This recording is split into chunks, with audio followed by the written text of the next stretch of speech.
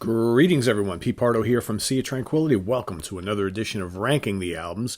Here we have a long-rumored, much-asked-for ranking the studio albums for British space rock pioneers Hawkwind.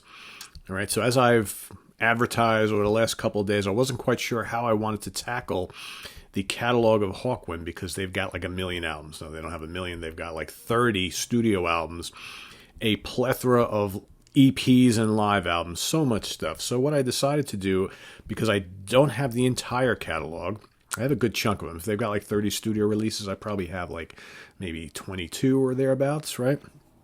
Got a couple of live albums, got all sorts of stuff. But man, they've got so much, and they've got, Hawkwind also has, Hawk Lords and all these various offshoot bands. I mean, there's just a ridiculous amount of releases for this band. So I decided let's do it a little bit simpler. I was originally just going to do my top 10 favorite studio albums. I decided to go up to 15 because there's some good ones, right? So these 15 are going to kind of go throughout a good chunk of their history. I don't have any of the real recent stuff because I don't have as much history with that, and I decided to kind of leave those out today. But I do like them quite a bit. You've probably seen them reviewed here on the channel previously because I have accumulated the last few that they've put out, which are very good. But I decided I'm going to give you my top 15. And this goes from their inception all the way through the 90s. So I've got some more recent stuff on here, just not like the last 10 years worth or thereabouts, or maybe a little bit more than that, actually. So I'm going to start off with my number 15 and work my way to number 1. And again, this is a good and varied catalog where a lot of the albums are they're equally as good, so it's really hard to separate some of these, right? So this was tough to do because all these albums are different, yet they're similar, right? If that makes any sense at all.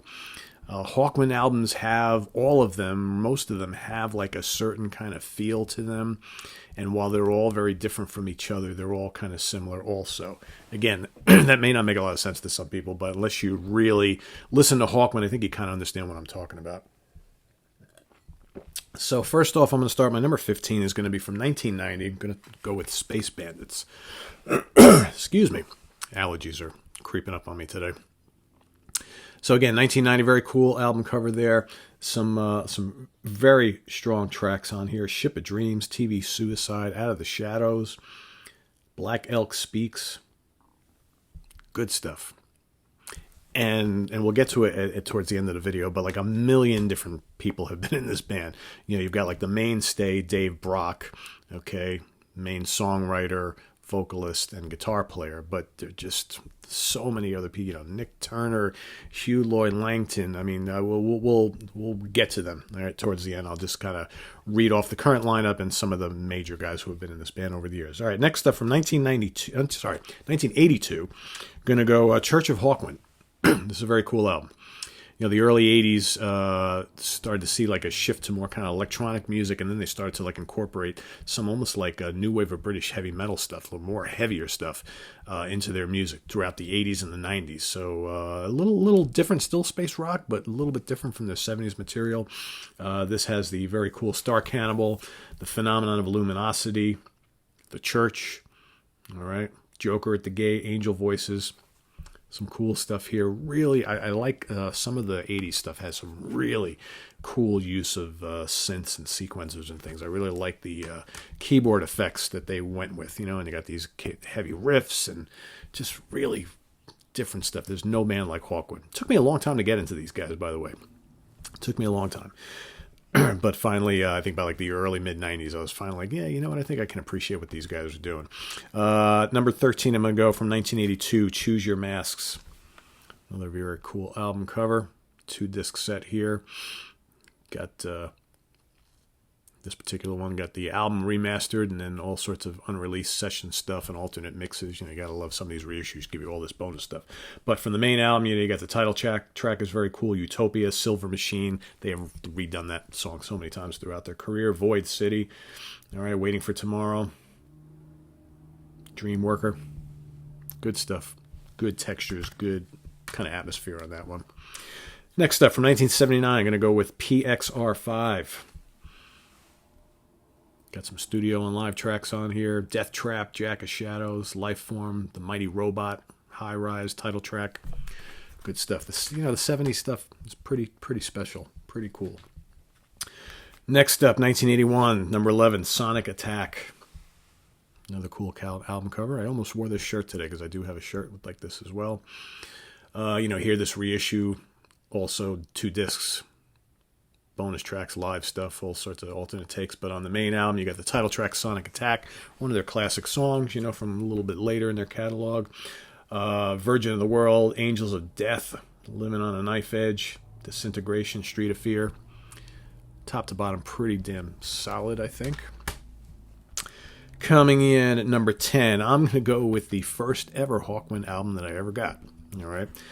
Still holds a special place in my heart. It's probably the least kind of rockin' of some of their, first 20 or so years in existence, but a great use of synths on this album. Electric TP. More shorter tracks. Like I said, really cool synth work on here. It's one of their least heavy albums, I think, but still really good. Garden Pests, Secret Agent, Death of War, Mask of Mourning, Rites of Netherworld, and a very cool album cover, right? Next up, probably one that will rank a lot higher with a lot of long time fans. I've had many discussions over the years with Hawkwind fans who are, big into space rock, and they cite the debut from 1970, the self-titled Hawkwind album, as one of the greatest space rock albums of all time. I like it. I like it quite a bit. I don't think it's one of their best albums, though. I think that a lot of the ones that came in the wake after it are much better, but there's people who swear by this album. It is really good. It's just, it's very different from the next handful of them, okay? But you've got, Be Yourself, classic track. It's 2-part Paranoia, Mirror of Illusion, Seeing It As You Really Are. That would kind of foreshadow some of the stuff they would do shortly after. Hurry on Sundown. It's definitely cool stuff. It's early, late 60s, early 70s, psychedelia. The space rock thing, not really a thing yet, but would be very soon thereafter. Next up, number 8, Amazing Sounds, Amazing Music from 1976. Middle of the decade, Lemmy Kilmister, who would leave the band or get kicked out of the band, depending on who you talk to go form Motorhead. They would start to take on a little bit of a different sound, okay, for the next couple of albums. Kind of hard to describe, kind of hard to describe the music of the band right around this time, but still very, very cool stuff. You got Reefer Madness, Steppenwolf, all right, City Lagoons, Curb Crawler, Cadu Flyer. There's almost like a Brian Eno-ish kind of thing going on a few of their albums right around this time. Still very, very fascinating music. Less like the big throbbing bass and the crunchy heavy riffs. A little more refined sound, but still top notch. Same thing here with this one, which I like even better. 1977's Quark, Strangeness and Charm. You can, kind of a different type of album cover there. Kind of reminds you a little bit of Alan Parsons' Project, which I need to do Alan Parsons' Project, now that I think about it. Spirit of the Age, Damnation Alley, both very, very memorable songs. The Forge of Vulcan, Hassan Isaba, The Iron Dream, Days of the Underground, title track. Very electronic sounding album. Still really cool. 1980s, Levitation from is my number 6. Levitation. You got on drums on here from Cream. You know who he is, right? Drummer extraordinaire, Ginger Baker. This is more of a harder rock album. I think this album is also influenced, a lot of their early work and even their more recent work, very influenced by the punk movement. And I think here, a lot of kind of crisp punk riffs, and that energy is here. I think Ginger Baker's drumming adds an interesting element. It's a shame he didn't stick around a little bit longer, right? But here you got the title track. Very metallic riffing on this album from Dave Brock. Levitation. Okay, Motorway City, Driving Rocker, Psychosis. Who's Gonna Win the War, Space Chase, Dust of Time, Fifth Second of Forever. Cool stuff on here. I dig it. Good album.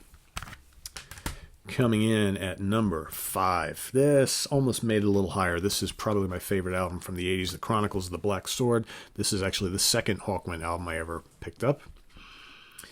This album, nice partnership they had going with sci-fi fantasy author Michael Moorcock. He had a big hand in writing most of this album.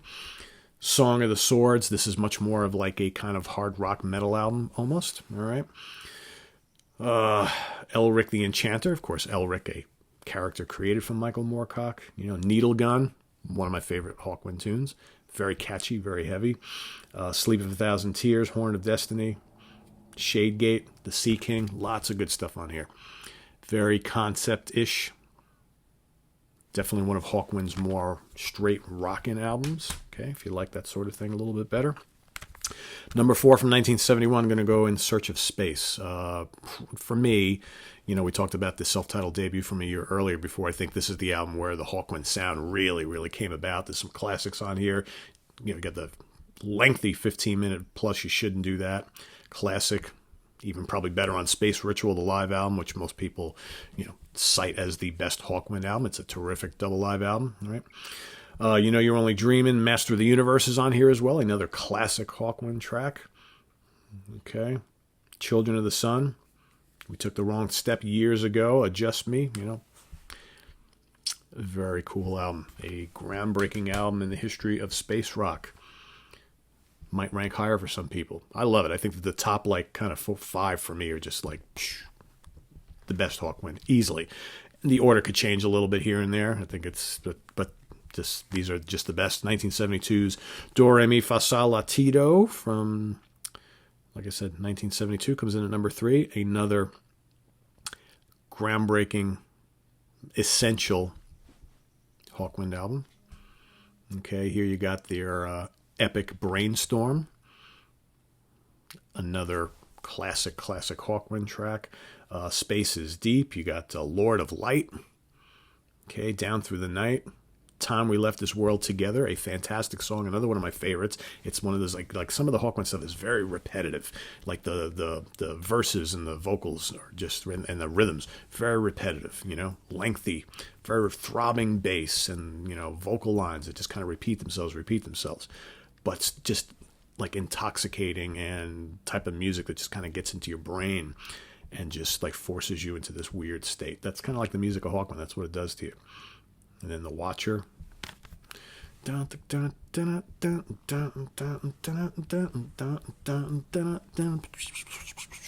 Just, it's weird stuff. It's unique. It's Hawkwind. All right, my top 2. I almost had a hard time deciding which one of these was going to be my number 1. I love them both almost equally. Today I'm going to go with Warrior on the Edge of Time from 1975. Love this album. Mellotron Heaven. This is, one of those albums. This album just kind of floats and drifts, kind of like what you see on the album cover. Some absolute classics on here. You got Assault and Battery / The Golden Void kicking it all off. Fantastic. The Wizard Blew His Horn, Opaloka, The Demented Man, Magnus, Standing on the Edge, Spiral Galaxy 28948. All right, Warriors, Dying Seas, Kings of Speed. If you buy the CD, you get the single song, Motorhead. Of course, written by Lemmy. He would take that song, create a band. All right, but this is just, got the weird vocals and Nick Turner and Dave Brock, all effects laden, right? You got just the squonking sax from Nick Turner. I mean, that's one thing kind of interesting tidbit about Hawkwind's music that I haven't brought up yet. It's because of the presence of Nick Turner in the band who played flute and sax, you had this kind of weird avant-garde free jazz element going throughout their music too. So you had these heavy, bombastic, almost Sabbath style riffing, and you had all this the effects and the tone generators and synthesizers and all that kind of stuff. You had sax and flute, and at times a lot of throughout their career you had Simon House on violin. All these weird musical elements kind of colliding in a style that you wouldn't think would work at all, and it does. You know, and a lot of different vocalists because a lot of the guys in the band sang, and just this is just a really kind of, like I said, cool, dreamy, kind of haunting album. If you love Mellotron, you'll dig that. Same thing here. 1974's Hall of the Mountain Grill coming in at number 1. Another essential Hawkwind release, and like I said, those top 4 are top 5 for me. Pretty hard to beat. Here you have, you know, the amazing Psychedelic Warlords. All right, Disappear in Smoke, great track. Wind of Change, Web Weaver, You Better Believe It. Nice little vocal from Lemmy on that. Title track, Hall of the Mountain Grill, incredible. Lost Johnny and Goat Willow. Also, bonus track on the CD, session track called Paradox, which is a great song. Great riffs in that song, cool synths, just fascinating stuff. And like I said, these are just my top 15. The rest of their catalog of the, 80, 90% of what I've heard is pretty special. Even the really recent stuff is also very good. Because, Dave Brock and company, they've just kind of kept the vision going all throughout their long 50-year career. And while, and they try to keep it relevant in the decade, the newer albums sound pretty modern, but it still has that Hawkwind characteristic that and love and you expect, right? So I wanted to talk a little bit about some of the mainstays in the band and over the years. So, of course, Dave Brock, founding member, still keeping on to this day on vocals, guitars, keyboards, and synths. Right, helped start the band in 1969. Tim Blake also on keyboards, been in and out of the band quite a bit over the years. He's been back for quite a long time. Richard Chadwick has been on drums since the late 80s. Niall Hone on bass. Okay, he's also been in and out of the band a lot, but has been back in the band for a couple of years. Magnus Martin on keyboards, vocals, and guitars. Been in the band a couple of years. Former members, of course, you got Nick Turner, vocals, sax, and flute, also a founding member.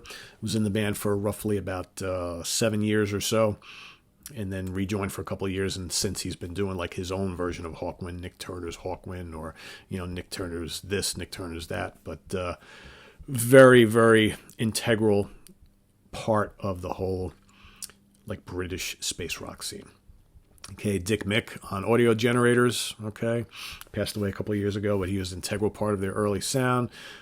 Hugh Lloyd Langton on guitars, also a founding member, came in and out of the band various times over the years.